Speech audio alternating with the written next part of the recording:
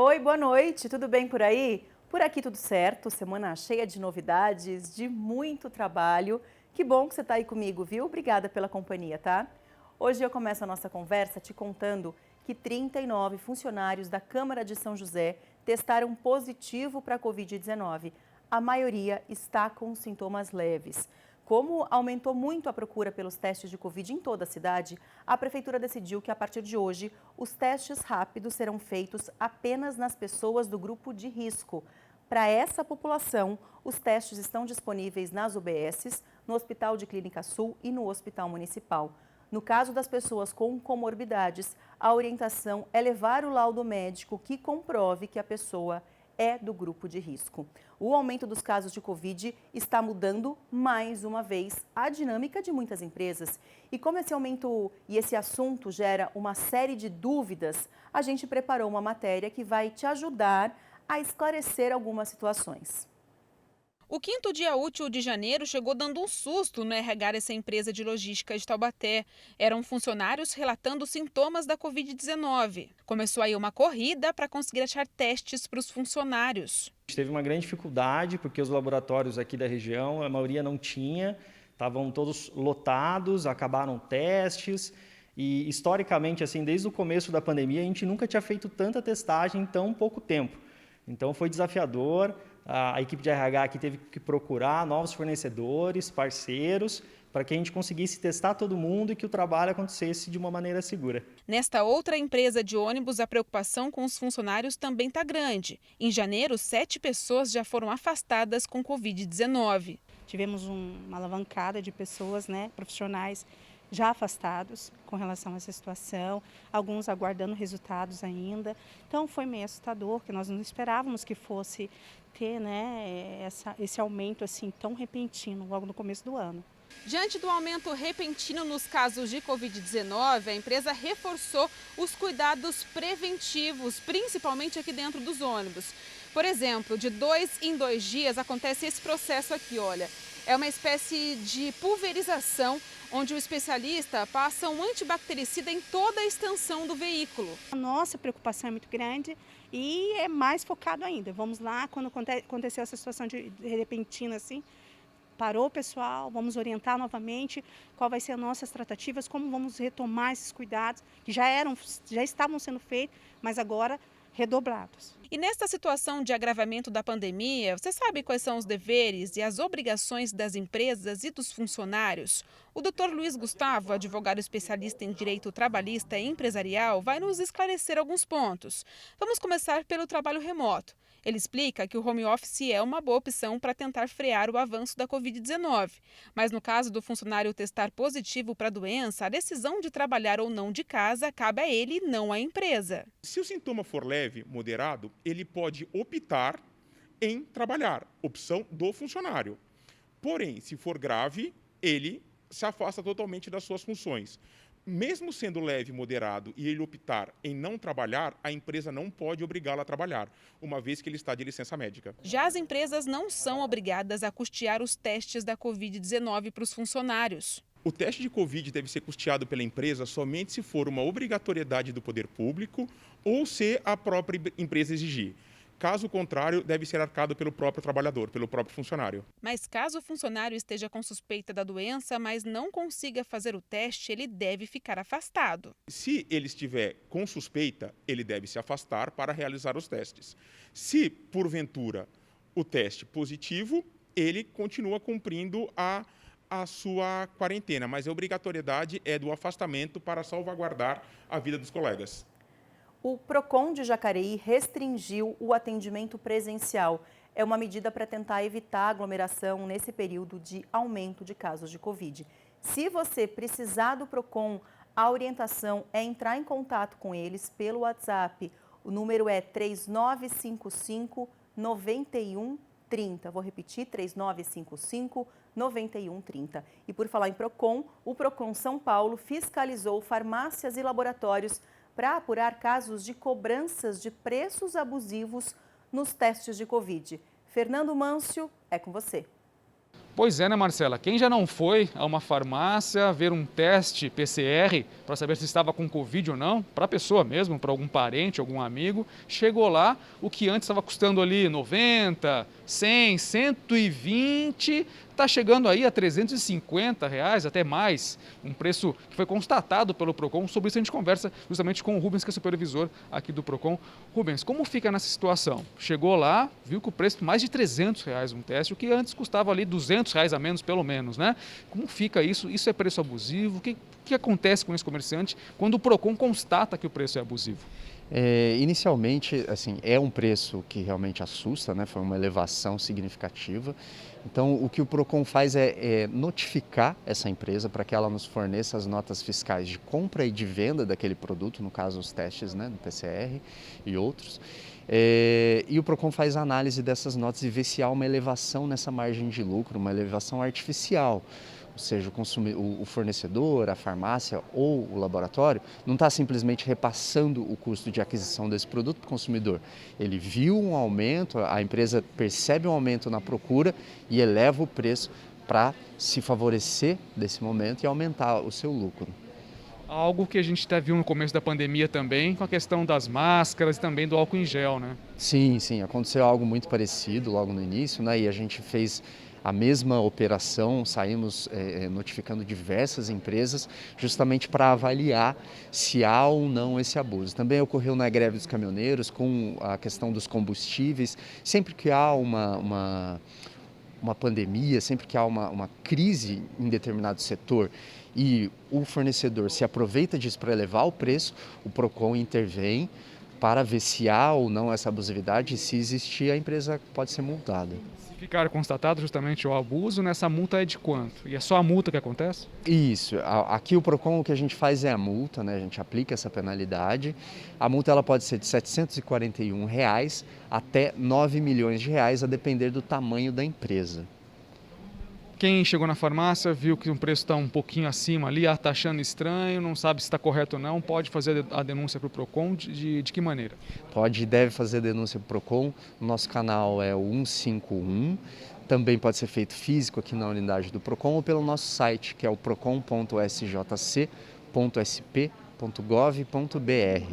Muito obrigado pelas suas informações, Rubens. Tá então, Marcela, quem for até uma farmácia, querer teste de Covid, chegou, o preço está elevado, faz isso. Pode tirar foto também lá da promoção, né? Promoção do anúncio do preço, tira a foto, traz para o Procon, faz a denúncia para o Procon, que o pessoal vai até lá fiscalizar e saber se o preço está adequado ou não. Fernando Mâncio para o Tati Notícias.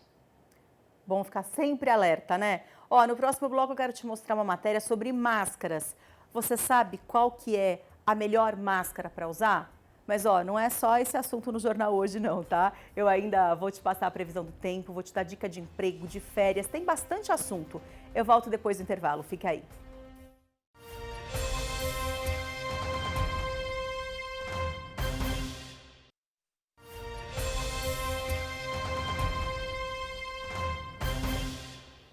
Olha, em Taubaté a prefeitura confirmou uma informação preocupante. Os leitos de enfermaria para Covid-19 já estão com ocupação de 100% e os de UTI em 90%. É por essas e outras que a gente precisa ficar atento, não descuidar e não baixar a guarda agora. Além da vacina, um outro jeito de manter a proteção é usando máscara. Tem vários tipos no mercado, né? Você sabe dizer qual é o tipo melhor de máscara? Eu prefiro usar a descartável comum, porque assim eu uso uma a cada dia. Que assim eu tenho mais segurança de usar uma, depois jogar fora e usar outra. Eu prefiro a que eu faço, né? Porque tem muitas aí que a gente vê que não protege nada, né? Que é só mesmo aparência. A máscara menos recomendada é essa aqui, a de pano. Ela protege apenas 35% contra a Covid-19. Mas entre qualquer uma delas e não usar, gente, o recomendado, claro, é continuar usando. Ela vai te proteger, sim, de alguma forma contra a Covid-19. A máscara mais recomendada é a PFF2. Sua vedação faz com que a proteção contra a Covid-19 chegue a 95%. Elas permitem uma menor passagem de gotículas ou aerosóis, uma eficácia aí próxima de 100%, tá? E um outro motivo é a vedação. São máscaras que geralmente elas vedam melhor, então elas cobrem grande parte do rosto e não deixam o ar escapar por nenhum cantinho. Outra boa opção é a máscara cirúrgica. O ideal é procurar pelas que têm 3 camadas. Elas já oferecem uma eficácia, ou seja, uma capacidade de não deixar passar o vírus, né, próximo aí de 90%, tá? A desvantagem é que, idealmente, ela tem que ser trocada a cada 2 horas ou enquanto já estiver umedecida. Doutor, eu não tenho aquela que é o número 1 e a número 2, que é a máscara cirúrgica, está em falta, só tem de tecido. Ok, vai com o que tem, já protege, não é 100%, protege de 30% a 35%, mas protege alguma coisa, já ajuda. Nesta loja de produtos hospitalares, a máscara que mais tem saído é a PFF2. As vendas cresceram tanto que nos últimos dias já chegaram a mais de 100%. Em dezembro estava vendendo, mas não tanto igual janeiro. Foi por conta do aumento dos casos de Covid agora em janeiro, então está aumentando bastante as vendas das máscaras. Seja em ambientes fechados ou abertos, o importante, gente, é usar a máscara. E se você acha que em parques ou em praças dá para ficar sem, saiba que você pode estar colocando sua saúde em risco, viu? A gente tem que tomar muito cuidado com a extrapolação. Às vezes a gente está num campo sozinho, isolado, não tem ninguém perto. Que mal há de fazer? Concordo. Mas quando a gente fala ao ar livre, eu posso estar me referindo a uma praça ao ar livre, lotada de gente, e se todo mundo resolve tirar a máscara, vai ter contaminação. Não tem jeito. Alguém vai tossir, alguém vai espirrar do lado, vai respirar do seu lado, e aí pode ter contaminação.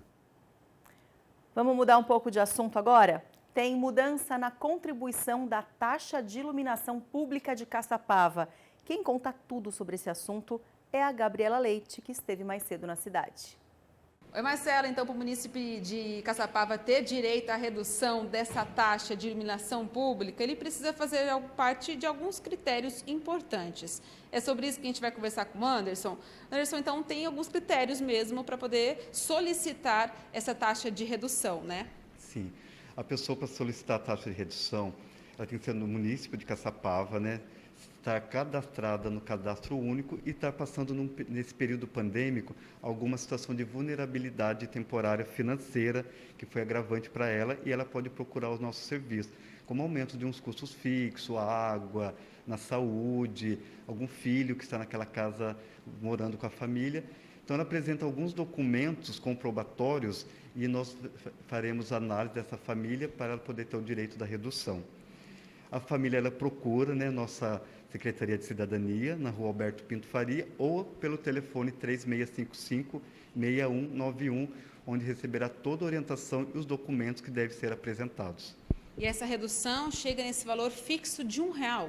Isso, para essa redução, o valor fixo de R$1. É bem diferente da redução que o governo oferece, que é a tarifa social do governo federal. Isso já é uma maneira que a prefeita municipal trouxe como decreto para poder trazer possibilidade de outras pessoas também poderem ter esse benefício. A redução, então, dessa taxa vale para esse ano de 2022? Isso, ela vale até dezembro de 2022, essa redução. E primeiro é feito por 6 meses, depois pode ser prorrogado ou não? Pode ser prorrogável mais 6 meses, novamente fazendo toda a abertura do processo, documentação novamente, para ela poder fazer parte do programa. Perfeito, Anderson. Obrigada pelas suas informações, viu? Gabriela Leite para o Tati Notícias. Amanhã, a Prefeitura de Pinda vai abrir cadastro para os interessados nas vagas dos Centros Municipais de Educação Infantil Terezinha Macedo Pedro de Andrade e Professora Valdira Morgado. Cada uma dessas unidades tem capacidade para atender 160 crianças de até 3 anos. O cadastro abre às 8 da manhã e vai ser feito pela internet. Hora de fazer mais uma pausa para chamar o intervalo. Não esqueci de te passar a previsão do tempo não, viu? Te conto no próximo bloco. Até já!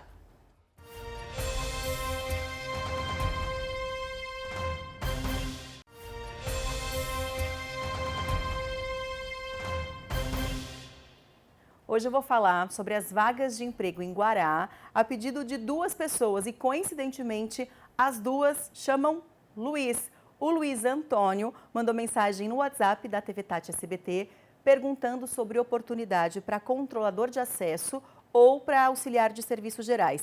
E o Luiz me procurou pelo meu Instagram, @mesquita.marcela, querendo saber de vaga para auxiliar de limpeza, de cozinha ou balconista. Vaga para auxiliar de cozinha tem sim no Pátio de Guará, mas é PCD. As outras vagas que eu vi que tem lá são para auxiliar de instalação de painéis solares, encarregado de obras e vendedor. O pátio fica na rodoviária e funciona da 1 da tarde às 4 da tarde. Luiz Antônio, eu não achei hoje vaga para as áreas que você me pediu, mas não desanima, hein, por favor. Entra sempre no site do PAT, porque eles atualizam diariamente as vagas. Pode ser que nos próximos dias tenha alguma coisa para você. Eu estou na torcida, tá bom? Deixa eu responder também o Cleiton, de Paraibuna. O Cleiton pediu para que eu falasse sobre vagas na cidade. Cleiton, seguinte, em Paraibuna não tem PAT ou balcão de emprego. Então, o pessoal da prefeitura disse que a orientação para você é ir pessoalmente ao Departamento de Assistência Social, porque lá eles vão receber o seu currículo e encaminhar quando aparecer alguma vaga que tenha o seu perfil. Anota o endereço de lá, tá bom? É Avenida João Elias Calazans, 365. Amanhã vai ser mais um dia quente em toda a região, mas o sol aparece de uma forma bem mais tímida. A previsão diz que a quinta-feira deve ser encoberta e com chance de chuva. Em São José dos Campos, a mínima é de 18 e a máxima é de 28. Em Taubaté, a variação fica entre 19 e 28 graus. Mesma variação em Ubatuba. E em Campos do Jordão, a previsão é que o dia comece com mínima de 16 e chegue no máximo aos 23 graus. A gente está em janeiro. Ainda há muitas crianças de férias e aí nesse período, faça chuva ou faça sol, os adultos que lutem para caçar coisa para fazer com as crianças, né? Em São José tem uma programação bem variada. Presta atenção na dica do Rafael Olímpio. Oi Marcela, isso mesmo, período de férias escolares para você, assim como eu, sabe que manter os filhos em casa com a energia nem tão elevada assim é preciso bastante criatividade. Por isso a Secretaria de Esportes de São José dos Campos oferece diversas atividades durante esse mês de janeiro, mas quem vai conversar com a gente sobre esses projetos é a secretária de Esportes aqui da cidade. Kátia, seja bem-vinda. Eu queria que você falasse um pouquinho para a gente, então, dessas atividades, dessas propostas que a Secretaria de Esporte e Qualidade de Vida traz para a população. Sim, nós estamos com o Brincando nas Férias até a sexta-feira, dia 21. As crianças vão ter muitas atividades, né? Desde brincadeira, jogos, as famílias podem participar. Então, elas fazem aí uma atividade com os monitores. Essas atividades elas vão acontecendo durante o período da semana em 15 unidades diferentes. No Centro da Juventude, a atividade do Brincando nas Férias, ela é permanente. Então, todos os dias, até a sexta-feira, nós vamos ter aqui no centro essas atividades com as crianças. Precisa de alguma inscrição prévia? Não, não tem necessidade de inscrição prévia, é só chegar. E além disso, para compor o Brincando nas Férias, nós temos o Tô de Férias, que são as atividades nas piscinas dos nossos centros esportivos, as piscinas públicas. Tem também, inclusive, atividade online. Tem, o Brincando nas Férias ganhou uma versão online no ano passado. Ele tem o propósito, inclusive, de trabalhar a criatividade da criança. Então, a gente disponibiliza uma lista de materiais, né, cola, tesoura, tampinhas e etc., para a criança criar, junto com a monitoria, os próprios brinquedos. Então, é uma atividade para quem se sente ainda um pouco desconfortável, mesmo com os protocolos, né, de estar no ambiente aberto. Então, a gente tem essa versão e ela também permanece até a data. Tem alguma idade mínima para poder participar? Não tem uma idade mínima, né? Mas assim, geralmente a gente tem recebido crianças a partir de 3, 4 anos. E aí, estando com os responsáveis, os pequenininhos, eles conseguem acompanhar os irmãozinhos mais velhos, né? João, muito obrigado, então, secretária de Esportes aqui de São José dos Campos, Kátia, Marcela. Então, só relembrando, o Brincando nas Férias e Eu Tô de Férias acontece em 16 locais fixos aqui da cidade e também 14 espaços itinerantes. Qualquer dúvida, entra no site da Prefeitura, acompanha tudo por lá, através dessas atividades aí promovidas pela Secretaria de Esporte e Qualidade de Vida aqui de São José dos Campos. Rafael Olímpio para o Tati Notícias. Olha, depois dessas dicas, a gente encerra o Tati Notícias de hoje. Muito obrigada pela companhia e por todas as mensagens que vocês estão me mandando pelo Instagram, viu? Obrigada pelo carinho. Amanhã a gente se encontra aqui no Tati Notícias, combinado? Boa noite, até lá. Tchau.